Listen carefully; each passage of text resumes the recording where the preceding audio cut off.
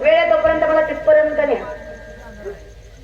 कान हे बधीर झाले वाचा बोले बोबड नाकमुख गळू लागले लाळ आणि शेमूड श्वाना परिगती झाली अवधी करते हाड हाड. तुम्ही संत माय वापर एवढा उपकार करा या मदतीवरी दाखवा दिनाचं सोयरा. तुमच्याकडे अधिकार आहे, तुम्हाला कळतं म्हणून सांगतोय, कारण तुमचं वर्णन आहे. तुम्ही सनकाधिक संत मन विचार